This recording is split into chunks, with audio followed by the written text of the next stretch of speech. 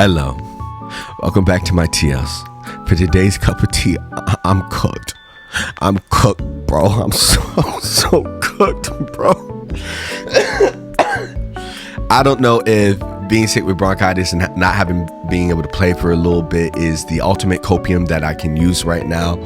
But more so, for today's cup of tea, we'll be talking about some of my personal favorite deck lists from the top 16 Egman event that I competed in yesterday. I'm cooked, bro. 4-3, cooked, bro. Now, before we get into it, I'm a firm believer that Karapika has yet to be mastered. I feel like the deck list, there's more that I could build on it, and I've been focusing on play testing some new things this week, changing the 1-drop Leorio to a 1-drop Melody, going down on a Neon, adding a Hisoka. Some of these things that I think were the right choices, but I think going down on the Melody and losing that Leorio forced me to stretch the Satos to still do what I wanted to do when I had the Leorio. But where the Melody added with what I wanted to, the aggression that I had early game was fixed. And there is a deck list, I think they took second or third in the Egman event that I want to go over.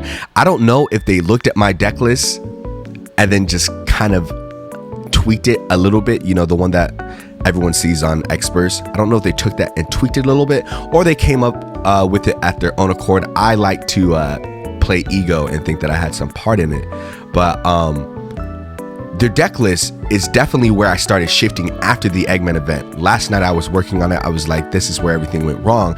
And I had decided to put the Leorios back in and take out the Neteros. So when we get to this first deck list and swap over to the computer, I'll go more into that. But real quick, before we start looking into the deck list, I just want to talk about my experience. Still being new to TCGs and competing, I do find myself making some amateur mistakes that I shouldn't have. I added a water divination to the deck. It works beautifully.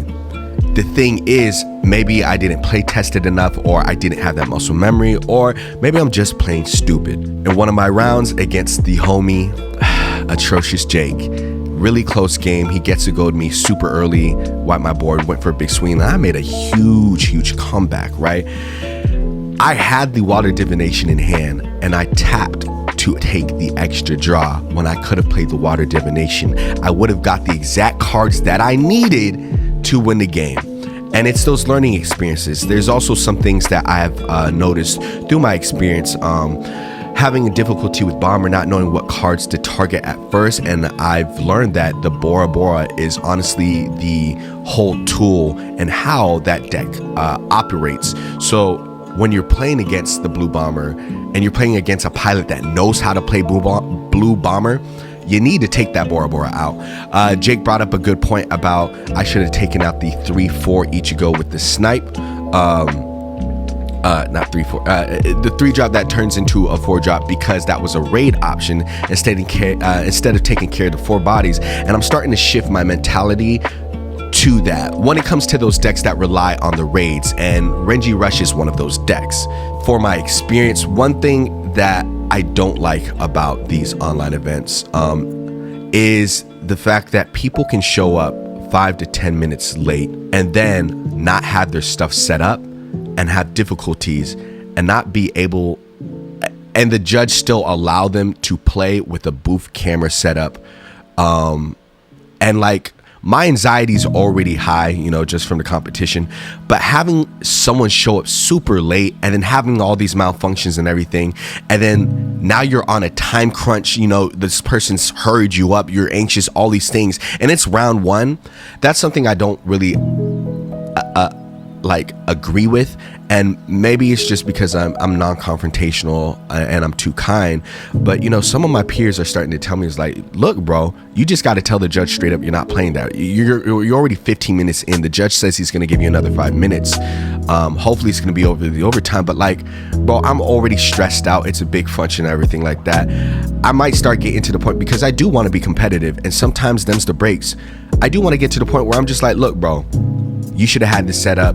Go ahead and take that L respectfully and deal with it. That way your second opponent doesn't have to deal with this. So it feels bad placing, I think, 43. But it is what it is, and we're going to bounce back for the Sunday event for the Edgar tournament. I hope that it maxes out as well. I think there's 55 tickets still left, but I'm feeling more confident going into that. So I know I've ranted a lot. Let's get into the mix and take a closer look at some of these decks.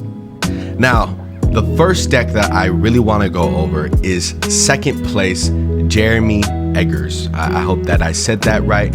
I want to say congratulations for a top 3 finish with Karapika, our golden boy. And I just want to say this deck list is very, very close to the direction that I've been wanting to go for this deck list. And I think it really covers everything. I'm still partial to the Leorio. I just love Leorio as a character. So my biases aside, this deck list might be stronger, but I'm going to put together the version that I was looking at for this next event, and we'll see how it goes. I definitely think we are at the point now where we can say that the pilot of the deck really matters. You see that in this tournament. You see that it's been very diverse, and that's one thing that excites me about Union Arena. I think we've proven now that it's not just all RNG and luck base. I mean, RNG and luck base holds a strong place in some of your matches, but we see Jon top 3 a second time in the Egman event. This time doubling the amount of people that were there last time. So I don't see it as a fluke. I think there's real skill in this, a lot of decision making, and honestly, there's a lot of games that I would have won if I would have made the right decision, and that just comes down to skill. Congratulations, Jeremy. So the first thing that I want to point out, again, I'm not sure if he took inspiration from my deck or not, or if he came to this of his own accord. We see the Leorio, the tech, right, to get back at Karapika. He's running it at 2, and I really like that. It kind of gives me confidence in wanting to run it at 2. I still think just having it at a 1 of is okay, because the Leorios add that extra pressure and threat for me, so I don't really have to rely too much on getting back one of my other kill options. I was running a 1 of Hisoka in my original deck list, but I went up to 2 as well going into this tournament. 1 to answer the Renji rush and the yellow rush. A lot of people are rushing. A lot of people are rushing. They need that blood rush. And again, I think it's just a nice choice having it at a 2 of. I think this is all a combination of inspiration coming from Hari-san from Japan, which we'll get into next. But I think this deck does everything that we need to do. The melody, I think, is a must-have. I was sleeping on this card, and melody, I think, is very important in this deck, and it solves that early aggression if you do it right. That Karapika has, right? Once again, for the sake of rambling, shout out to you, Jeremy. Let's move on to the next one. So I want to say first and foremost, shout out to you, 4th place, I think it was, Chris Karn. I'm wondering if you watched Cosmic's video on him covering Hari-san, or if you just saw Hari's tweet. But this deck list is actually inspired by Hari-san, a Japanese Union Arena player that recently, I think, either won or placed second in a very, very big Japanese event with this deck list, popularized it, and I think that's a reason why a lot of us are going over to the melodies now that we see that it works. It's beneficial. He's not running the Leorio. Granted, he doesn't have to because he's running the Karapikas and everything like that, and the Gons. But I just wanted to give a quick shout out to him. He's the reason why I was inspired to go down to a water divination. Slight adjustment here. Chris is running 4 hunter license. I'm pretty sure Hari-san is only running 300 license, and he was only running 1 neon. That's what encouraged me to go down to 2. I like Neon. The reason why Neon just doesn't hit. We have a love-hate relationship. Matter of fact, let's talk about it. Neon is a bad card. Let's talk about it. Copium. But I just wanted to do a quick shout out and point that I see a lot of people claiming Chris being the sole creator of this deck list, but I want to give Hadi-san and the Japanese region their love for popularizing this deck list. And it's cool to see that the Gon mechanic can work. I saw a lot of people trying to do it, but they were adding in like the was it the 5-2 Killua for a removal. I'm like, bro, you doing too much. Killua does the job for you. So shout out to you. Congratulations on your top 4 finish. Transition. I really want to talk about the Toshiro rush. For those that follow me on Twitter or see me in the Discords, I've talked about it. I've said that Toshiro could arguably be the best deck in this meta. We just didn't find it, and I want to give a shouts out to Jon and Jake and everyone at that team for breaking the meta with that rush deck, because it's really opened up our region to more possibilities on how to play the deck. This is a beautiful combination of utilizing the raid with the Toshiro, but then also rushing your opponent down with the Kenpachi, right? And running a 4-of with the Yachiru. This deck goes well against the Purple Bleach Rush like we see in the finals. It goes well into the Karapika matchup because the Kenpachi can become a 5k to contest the Karapika raid, and you just give him impact, as well as does he run the card that gives plus 1000 in here? No, he doesn't. But the Kenpachi, right, is your insurance against the Karapika. The Toshiro, you have 4 stuns necessarily, and then you freeze the whole back line, so that way the rush can't just rush up their cards and everything like that. The Daigon as your removal, very essential bare bones. You have all your 16 court guards running the whole set of the zeros. I've always said that the waifu tax on Matsumoto was valid because it is a good card. I love the 0-drop steps. I just wish they had triggers. Very, very good balance. I honestly think this deck is super strong. I haven't seen it built this way. I think this is the perfect build. And then when you add Tyler Green as the pilot, watching how he was playing, watching how he was handling some of those moments, even being behind a little bit against Jon in that final round and being able to really clutch it out and top decking, bro. I know it feels bad because I've been paying attention to how Jon plays, and I'm pretty sure that Jon holds on to a Raid Ichigo into his hand. If you are playing the rush, purple rush, hold on to your Raid Impact Ichigo, because you know you're gonna rush them down, you know you're gonna get there, but you need that finisher to close. And watching him closely throughout his matches during the tournament, I'm pretty sure he holds on to it once he gets it, does the job, and he guarantees the finish. Smart player, it really inspires me. Very smart player, very smart player. But shouts out to Tyler. We were watching it, I'm like, bro, if he top decks the Shinji, he wins this. He wins this. Hey. RNG can be a bish sometimes, but at the same time, preparation helps you get lucky. Preparation, practice, getting prepared, having the right deck, having everything adds to the luck, you know? So we could say RNG, but at the same time, it was a beautiful game.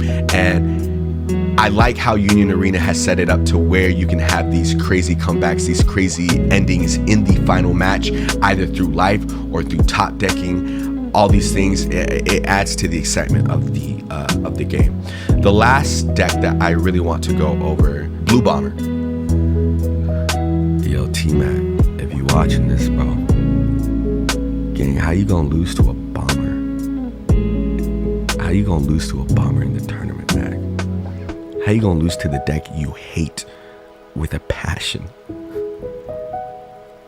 he's gonna flood the comments with "I bricked," and he did. It was egregious. I think he had 4 1-drop Leorios. 4 1-drop Leorios. That's maybe why we don't run 4 1-drop Leorios. Bro got swamped out with the Leorios. But that being said, Bomber. I think Bomber is also a sleeper. I think Bomber is a really, really good deck. The best Bomber I've played is Cosmic. I think Cosmic is the best Bomber I've played so far. I know there's a professional One Piece player that's came over to the game who plays Bomber as well. Crazy. Pilot dependent. All right. Bomber is a pilot dependent deck. And if you do it right, you set everything right, the deck is nasty, especially into the Karapika. And I've learned through grinding, through labbing with Cosmic, Bara is the engine. Bara and Gorini, whatever bruh's name is, these 2 cards are the engine. If you are going up against a blue Bomber, please snipe the Bara. I know he's at 3K, and this is what I got to get out of my head. I'm so used to thinking just snipe the 4K, bro. This is a trading card game. Other cards have value. Some cards have more value than the 4Ks. And that is what I'm learning. And that is what's going to make me a better player. And that is what's going to make you a better player. Realizing that just because a card's a 4K doesn't mean ish. Read the cards, read the abilities, read what's on the card, because that could be even more scarier. I'm very surprised that they didn't go with the hybrid build. I think this build is pretty strong. It's interesting seeing the 3 color triggers, but at the same time, blue doesn't have the best color triggers, so I get that.